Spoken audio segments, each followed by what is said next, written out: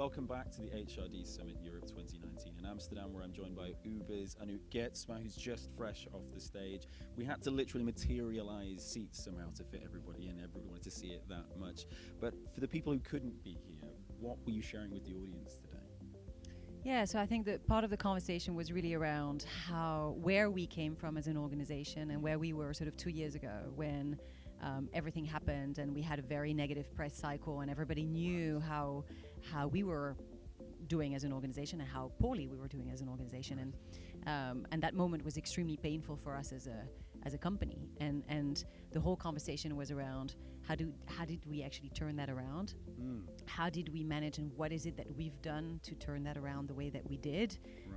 Again, not that everything is perfect today, and by far probably not, but we have turned things around. People are proud to work at Uber today. We attract great talent. We continue to attract some of the brightest minds in the world, and we're very proud of that. And so how did we manage to turn this culture around was part of the conversation today. So where's that germination point, that beginning point with a huge cultural transformation like that? What's the first thing? Is it leadership? Is that where it starts? Like, what's the process, do you think? I think there's several things that just are combined all together. Yeah. I think leadership is certainly one of them, and obviously something that we have changed. We have great leadership in Dara, and as I was saying earlier, not just because of the strategic thinking that he has and the vision that he has for our company and our organization, but also because of the human touch that he has and how he relates to people and how much people actually trust him and the trust that he's putting into our people as well. So that's one. And I would say maybe if I can't name more, I would say the other piece is around how much our employees are really behind the mission of our organization. People really trust what our company is doing, the impact it has on cities, on people's lives, and et cetera, and that really interestingly motivates them.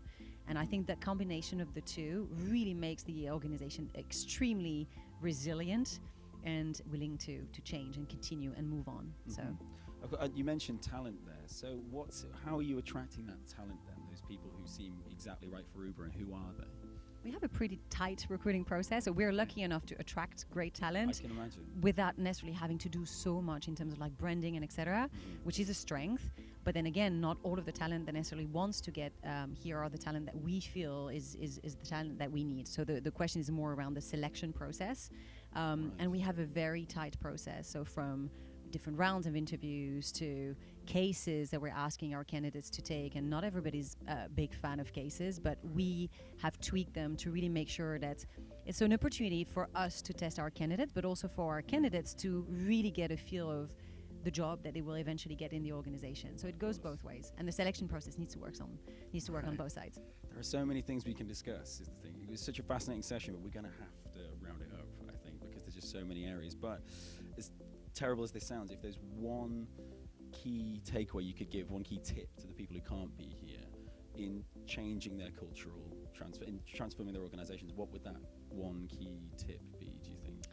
I would say don't try to change culture as if it would be a project. We hear a lot about project management around culture transformation. Personally, I don't believe in that. I've seen that in my previous life as a consultant.